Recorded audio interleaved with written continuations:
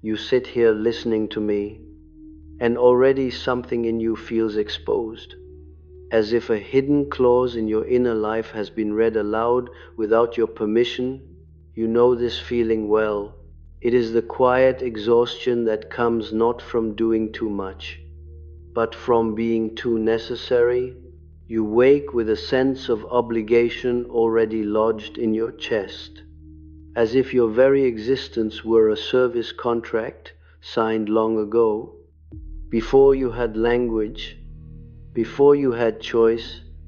You sense that others lean on you not merely for help, but for psychic oxygen, and that without your presence, something in their world might collapse. And strangely, you comply. You comply even when you feel diminished, even when your vitality thins, even when your own life seems to recede into a vague background. You tell yourself you are kind, intuitive, empathic, yet beneath this noble image there is a persistent, gnawing feeling of powerlessness, as though your life were always being shaped by invisible hands. This is the pain I am addressing you from. This is the wound that has called you into this room. The danger of this pattern does not lie in generosity itself. The psyche is not wounded by care, but by compulsion. What keeps you powerless is not that you give, but that you must be needed in order to feel real. This is the secret contract you have entered, not with another person, but with the unconscious. It is a contract that promises safety, belonging, and moral worth in exchange for your autonomy. You do not remember signing it because it was written in a time when your ego was still soft, when survival depended on attunement, when being indispensable felt like being loved. The psyche remembers. However, it enforces the agreement with ruthless consistency, arranging your relationships so that someone is always lacking, always wounded, always requiring you. In this way, you remain essential, yet strangely unsovereign, central, yet powerless. At the psychological level, this contract is dangerous because it disguises itself as virtue. The ego believes it has chosen goodness, while the unconscious has chosen dependency. You are not merely helping others, you are stabilizing their unfinished inner structures. And as long as you do this, their growth is arrested and yours is postponed. Power does not vanish in dramatic ways. It erodes subtly through chronic self-abandonment, through decisions made in the name of harmony rather than truth, through the quiet renunciation of your own instincts. Over time, your life begins to feel fated rather than chosen. This is why the pattern has the quality of destiny. It repeats not because it is meaningful, but because it is unconscious. To understand how this operates, we must descend beneath moral language and enter the symbolic machinery of the psyche. The empath, as you are often called, is not a personality type but a configuration of complexes. At the center is a powerful mother or father complex, often unacknowledged, that taught you early that your sensitivity was a tool for managing the emotional climate of others. You learned to read micro shifts in mood, to anticipate needs before they were spoken, to neutralize tension by becoming useful. This adaptation saved you once. It gave you a place, but what was adaptive in childhood becomes enslaving in adulthood when it hardens into identity. Your persona, the mask you present to the world, is that of the reliable one, the emotionally fluent one, the one who can hold what others cannot. The persona is convincing because it is built on real capacities. Yet it is precisely here that the shadow gathers. In the shadow lives your unexpressed hunger to be free of obligation, your resentment toward those who take without seeing you, your forbidden wish to let others fail, suffer, or stand alone. Because these impulses contradict the persona, they are repressed. They do not disappear. They wait. They accumulate psychic charge. And because the ego cannot bear to recognize them, they are projected outward. Projection is the invisible engine of your powerlessness. You see others as fragile, overwhelmed, incapable. You experience yourself as the only one who can manage the emotional reality of the relationship. But what you are often perceiving is not their weakness, but your own disowned strength. You have projected your capacity for autonomy, aggression, and self-direction onto the other. And now you must orbit them, because your own power appears to live over there. As long as you believe they need you to survive, you cannot reclaim what you have given away. Let me give you an image. For the psyche speaks most clearly in images. Imagine standing in front of a mirror that does not reflect you, but reflects the face of the person you care for most. You adjust your posture, your expression, your breathing, and the image changes. You believe you are seeing them, but in truth you are seeing yourself, distorted by projection. This mirror is one of the great symbols of the empath's contract. As long as you look into it, you cannot see your own face. As long as your attention is fixed on who you are for others, you remain invisible to yourself. Often the unconscious reveals this drama through dreams. One empathic woman once told me of a recurring dream in which she was carrying a heavy container of water through a narrow corridor. The walls were close, the floor uneven, and the water sloshed dangerously near the edge. Behind her, unseen figures called out, urging her not to spill a drop, warning her that the water was essential. She woke exhausted, her arms aching as if she had truly carried the weight. In analysis, it became clear that the water symbolized emotional life force, and the corridor her constricted sense of self. She was carrying vitality for others through a life that had become too narrow for her own expansion.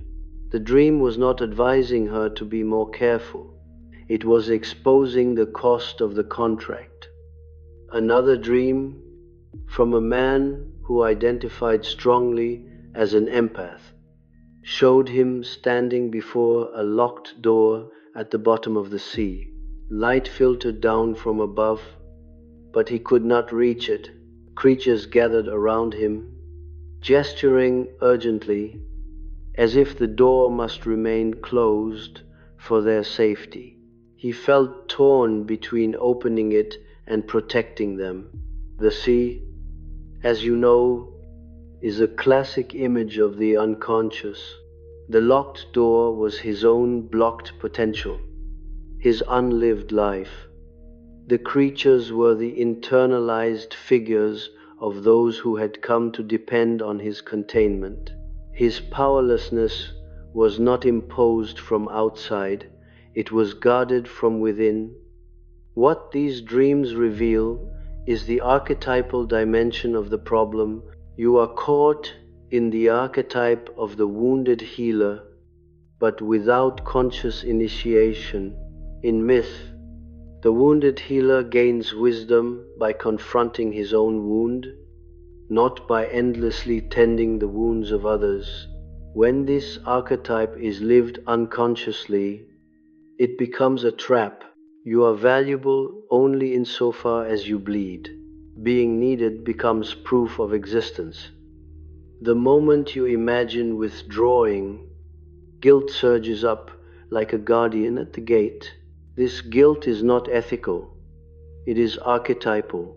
It is the fear of psychic annihilation that once accompanied separation. The anima or animus also plays its part here. Often, the empath's inner opposite is underdeveloped, projected onto partners or friends who appear decisive, demanding, or entitled. You may find yourself drawn repeatedly to people who take up space without apology, who seem certain of their needs. They fascinate and exhaust you in equal measure. Psychologically, they carry the qualities you have disowned.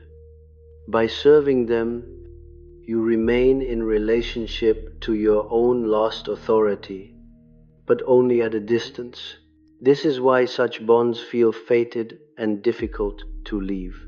You are not attached to the person alone, but to the part of yourself you believe you cannot be.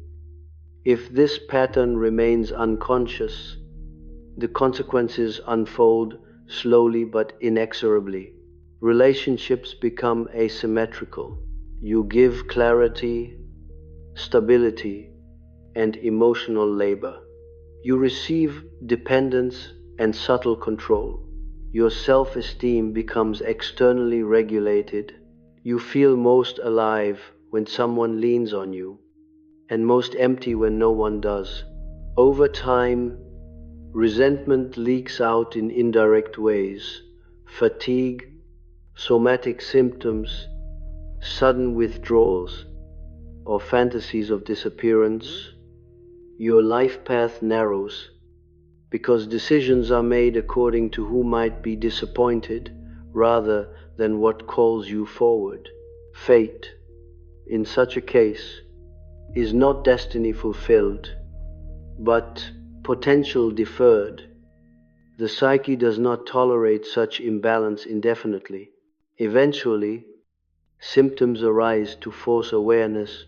Depression, anxiety, or a sense of meaninglessness appear not as enemies, but as signals that the contract is failing.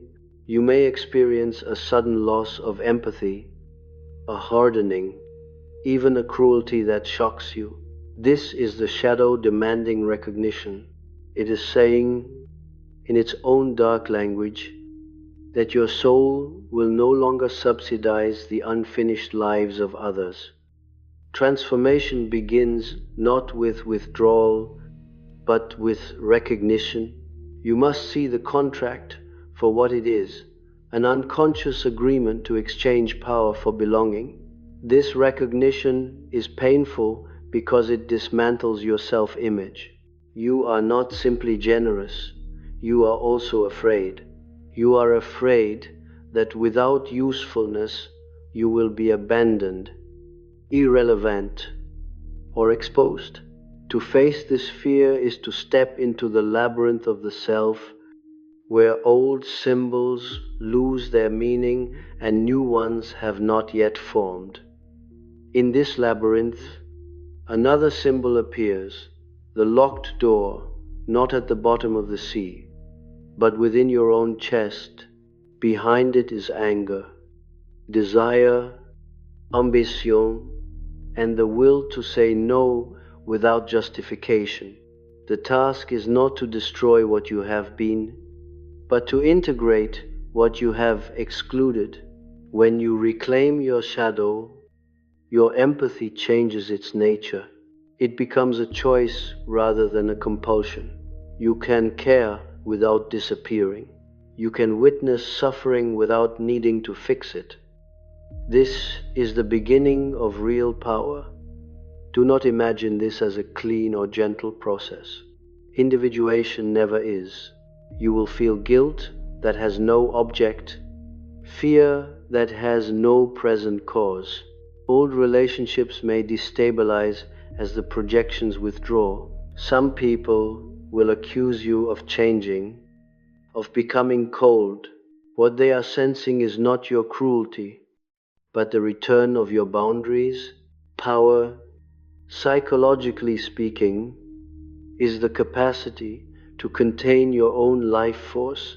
When you stop pouring it into others to secure your place, it gathers, it becomes available for your own becoming. In the end, the reframe is this: you were never meant to be needed in order to exist. You were meant to exist, and from that existence to relate. The empath's true task is not to save, but to see, not to carry, but to stand. When you step out of the secret contract, you do not become less loving, you become more real, and reality, though less flattering to the ego, is infinitely more alive. When you begin to loosen this contract, something unexpected happens. The world does not immediately reward you. In fact, it often reacts with subtle hostility. The psyche has its own immune system, and when a long-standing pattern shifts, it is experienced as a threat. You may notice that the very people who once praised your sensitivity now seem unsettled by your hesitation, your pauses, your newly discovered silence. They sense, often without words, that the flow of psychic nourishment has changed. This is not because you have become selfish, but because you are no longer leaking yourself unconsciously, and the unconscious, in others as in yourself, resists such change fiercely. At this stage, the temptation is to retreat, to re-sign the contract under the guise of peace. You tell yourself that it is easier to be needed than to endure this strange tension. But what you are encountering is not moral failure, it is the threshold of individuation. Here the old symbols begin to break down. The mirror no longer reflects only the other. Cracks appear, and through them you glimpse your own outline. This glimpse can be frightening, because you have never had to carry yourself fully before. You have carried others. Now you are asked to bear your own weight. One of the most persistent illusions you must confront is the belief that your withdrawal will cause harm. This belief is rooted in a childhood fantasy of omnipotence. As a child, you experienced yourself as central to the emotional survival of those around you. This was not because you truly were, but because your psyche could not yet distinguish between influence and responsibility. That fantasy has never been revised. It lives on in the adult empath as a quiet conviction that catastrophe will follow if you step back. The psyche prefers this illusion of power to the reality of limitation. Yet true power begins only when omnipotence is relinquished. Here, the symbol of the locked door returns. But now it appears differently. In many dreams that arise during this phase, the door is no longer guarded by others. It is heavy, yes, and rusted from disuse, but it opens inward. This is crucial. The movement is not toward escape, but toward interiority. When you open it, you do not find a dramatic revelation. You find a room long neglected, filled with objects you once loved, emotions you once suppressed, and instincts you once distrusted. The work here is slow. You must inventory your own life as if it belonged to someone you are just beginning to know. Anger is often the first inhabitant of this room to make itself known. For the empath, anger has been the most forbidden affect, because it threatens the image of harmlessness. Yet anger, psychologically understood, is not violence. It is energy that marks a boundary. When anger is repressed, boundaries dissolve. You have lived without boundaries not because you lacked strength, but because you feared what that strength might do. As you begin to feel anger without acting it out or collapsing under it, you reclaim a portion of your shadow. You discover that you can be firm without being cruel, decisive without being abandoning. This integration alters your relationships at a deep level. You no longer listen for need alone. You listen for reciprocity, for presence, for the capacity of the other to stand in their own tension. Some bonds will not survive this shift.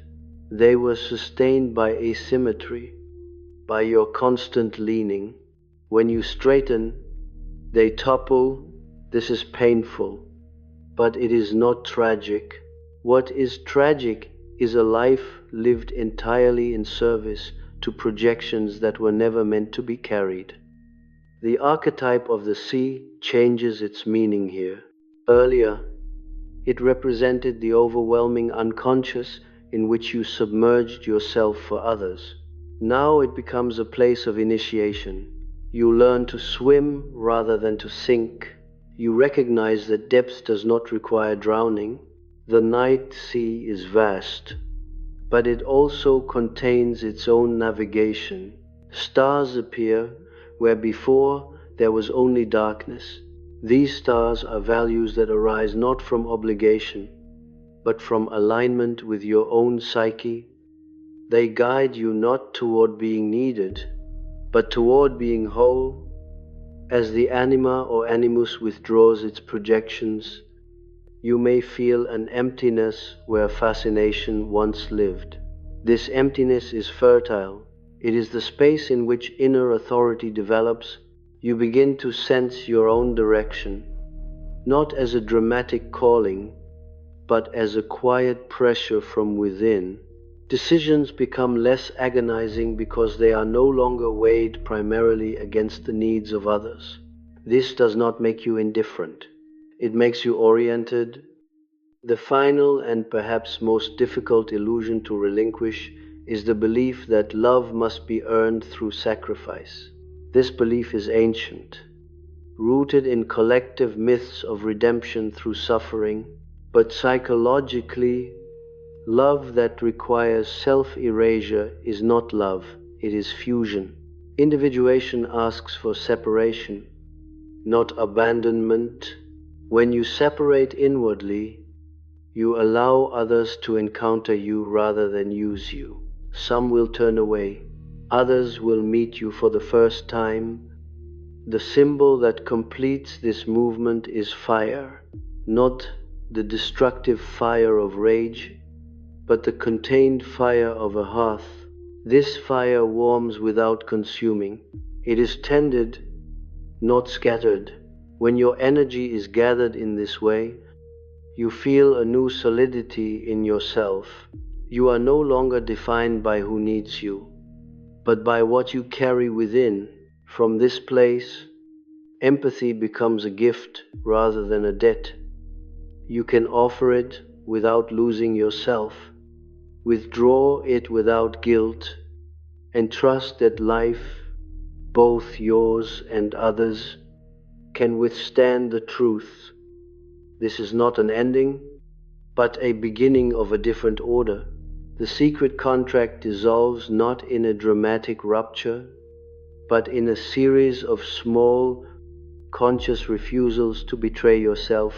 Each refusal strengthens the ego's alliance with the self. Each moment you choose presence over compulsion, the old destiny loosens its grip, and gradually, almost imperceptibly, power returns not as dominance, but as inner coherence, the quiet authority of a life that finally belongs to itself.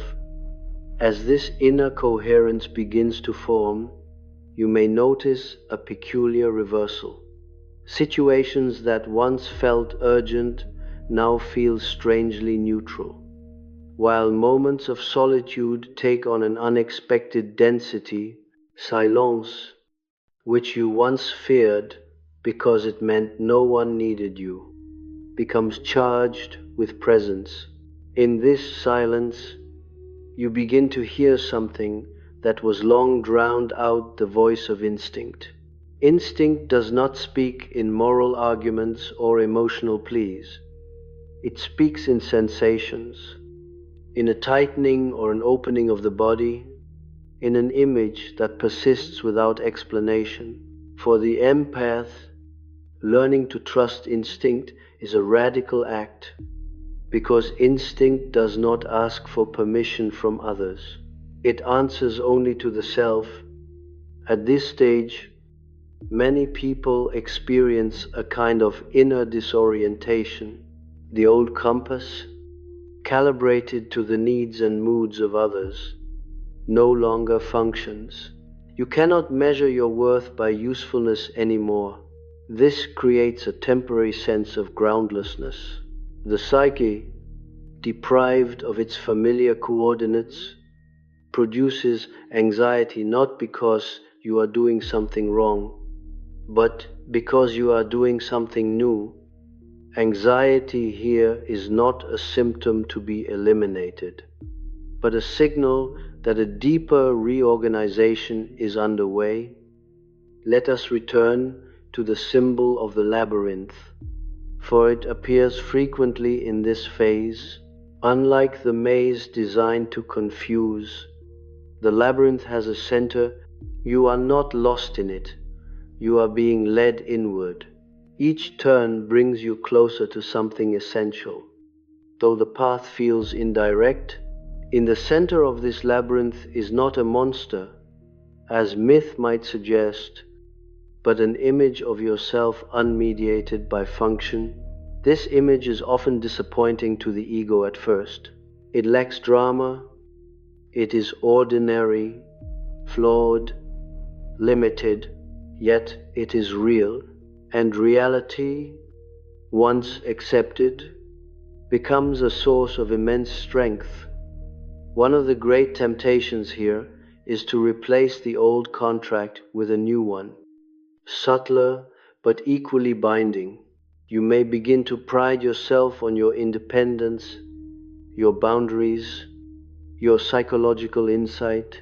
You may unconsciously seek to be needed in a different way as the awakened one, the wise one, the healed one. This is the persona reforming itself around individuation language. The psyche is clever. It will always try to preserve identity even as it changes form. True transformation is marked not by superiority, but by humility. You discover that you are neither savior nor victim, but participant. Dreams during this period often reflect this shift with striking clarity. One dreamer described standing on the shore of a dark lake at night. In earlier dreams, she had always entered the water for someone else, diving to retrieve lost objects. In this dream, she simply stood. The water was still. No one called to her. After a long while, a faint light appeared beneath the surface, not demanding retrieval, only acknowledgement. She woke with a sense of calm unfamiliar to her. The dream was showing her that meaning could arise without rescue, that depth could be honored without dissent. This capacity to stand rather than plunge is crucial. It marks the difference between conscious empathy and unconscious fusion. You no longer confuse proximity with intimacy. You allow others to have their own experiences, including their failures, without interpreting them as indictments of your care. This is perhaps the most difficult lesson for the empath, because it feels at first like abandonment, but psychologically, it is differentiation. Without differentiation, there is no real relationship, only mutual entanglement. As differentiation deepens, the shadow continues to integrate. You may find yourself saying things you once would have softened, or declining requests without elaborate justification. Each of these moments produces a small shock followed by relief. The psyche learns through experience that the world does not end when you assert yourself. Some relationships adapt and deepen, freed from the silent economy of debt and obligation. Others fall away, revealing that they were sustained not by love, but by your compliance. Here, the symbol of the serpent becomes relevant. In many traditions, the serpent represents instinctual wisdom and renewal. It sheds its skin not because it rejects its past, but because growth requires release. For the empath, shedding the skin of being needed is painful because it has been equated with goodness itself. Yet what remains beneath is not emptiness, but vitality. The serpent does not apologize for its movement. It follows the contours of the earth, responsive and alive. This is how instinct begins to move in you when it is no longer bound by guilt. Power, in this context, must be redefined. It is not the power to influence others emotionally, nor the power to hold everything together. It is the power to remain inwardly aligned under pressure. When someone approaches you with need, you feel it, but you are no longer compelled. You can ask yourself a simple question that once seemed impossible. Do I want to engage here? This question is not selfish. It is orienting. It returns agency to the ego while keeping it in dialogue with the self. You may notice, too, that your imagination changes. Fantasies of rescue or disappearance give way to images of construction, cultivation, or exploration. You imagine building something that belongs to you, tending a garden whose growth you do not control entirely, or walking a path with no audience. These images signal a shift in libido, the psychic energy that once flowed outward to secure bonds, now flowing inward to support becoming. The collective unconscious also plays its part in this transformation. You are not alone in renegotiating this contract. Many people who carry heightened sensitivity are being forced by circumstances, burnout, relational collapse, cultural exhaustion, to confront the cost of chronic self-erasure. When personal transformation aligns with collective movement, it gains momentum. You feel less isolated in your refusal to continue old patterns. Refusal itself becomes meaningful, not as rebellion, but as maturation. Still, moments of doubt will return. The psyche does not progress in a straight line. At times, you will miss the clarity that came from being needed, the immediate sense of purpose it provided. You may even engineer situations that pull you back into old roles, just to feel that familiar intensity again. When this happens, do not condemn yourself. Notice, observation without judgment is one of the highest functions of consciousness. Each time you see the pattern without enacting it fully, its grip weakens. Gradually, something subtle but profound occurs.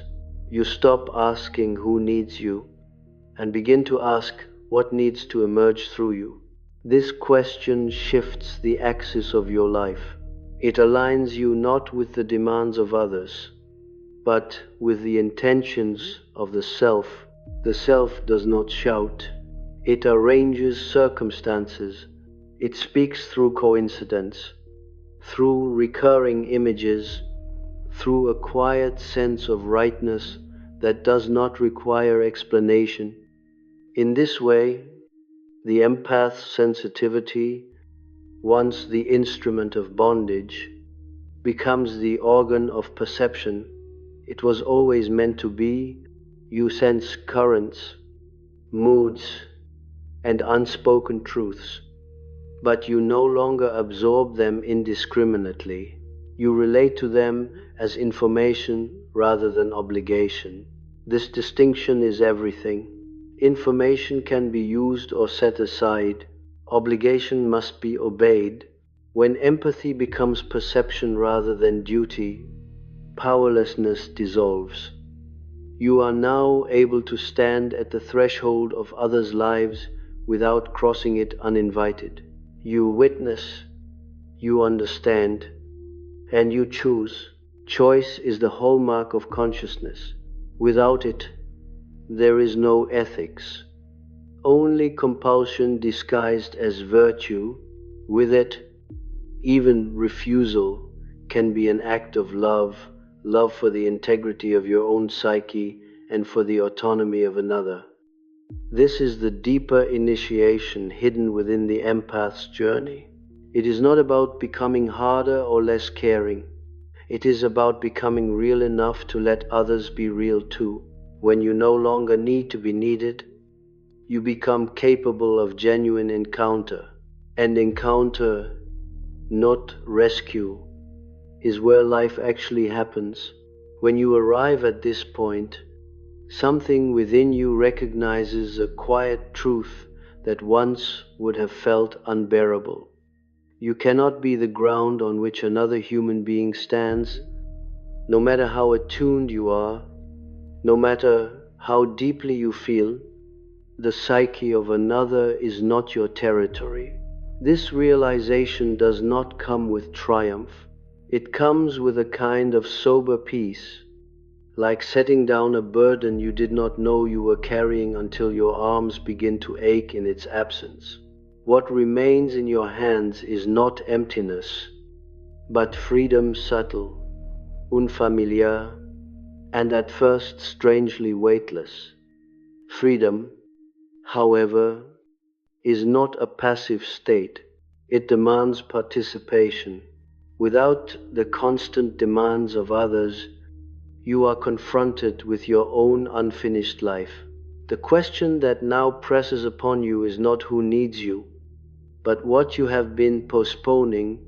Many empaths discover here a grief that has nothing to do with others, a grief for paths not taken, desires muted before they could speak, capacities left dormant because there was always someone else to attend to.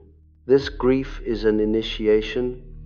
It marks the moment when your loyalty shifts from the maintenance of relationships to the cultivation of meaning. The psyche, as always, speaks through symbol. At this stage, the image of the door appears one final time, but now it is neither locked nor submerged. It stands in an ordinary place, perhaps in a familiar house or along a path you walk daily. You realize that you have passed it countless times without noticing. This is the door of choice. Nothing guards it. Nothing compels you to open it. Its significance lies precisely in this absence of pressure. To open it is not to escape, but to consent to your own life. Consent is an underrated psychological act. You have been living in a state of perpetual acquiescence, saying yes reflexively, mistaking compliance for kindness. Now you are asked to consent inwardly to your limits, your desires, your pace. This consent reorganizes your inner economy. Energy that once flowed outward indiscriminately begins to circulate. You feel more present in your body, more anchored in time.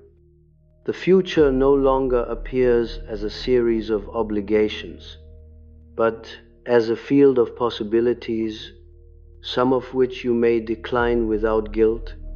Here, the symbol of the hearth fire completes its work. You tend it daily. not for others to gather around, but to sustain your own warmth. When someone approaches, you can invite them closer or let them remain at a distance. The fire does not change its nature in response to their need. It burns according to its own rhythm. This is not indifference, it is sovereignty, and sovereignty, psychologically understood, is the capacity to remain in relationship without surrendering the center. The final reframe is this: being needed was never your true calling. It was a compensation for a deeper fear that without function you would vanish. Individuation reveals the opposite. The more you withdraw your compulsive usefulness, the more distinctly you appear. Your presence gains weight. Your words carry less urgency but more authority. You no longer have to convince others of your value. Value becomes self-evident because it is grounded in reality rather than performance. This does not mean your sensitivity disappears. On the contrary, it sharpens. You feel more, not less, but you are no longer porous. The sea remains deep, but you know its tides. The serpent has shed its skin, but its movement is still graceful. The mirror now reflects you alongside the other, neither eclipsed nor dominant. These symbols no longer bind you, they serve you. They have been integrated, and so I leave you with this awareness, not as an instruction, but as an invitation. Notice where in your life being needed still masquerades as love. Notice where guilt still polices your instincts. Do not rush to correct these patterns, simply see them. Consciousness itself is transformative. Each moment of seeing loosens the old contract. Each moment of choice rewrites it. You were never meant to disappear into the lives of others. You were meant to stand in your own life and meet others from there. When you do, power returns not loudly, not dramatically, but as a steady inner alignment that no longer depends on demand. This is the quiet authority of the self. And once you have tasted it, you will recognize that nothing real was ever lost. Only the illusion that your worth depended on being needed has finally, mercifully, been left behind.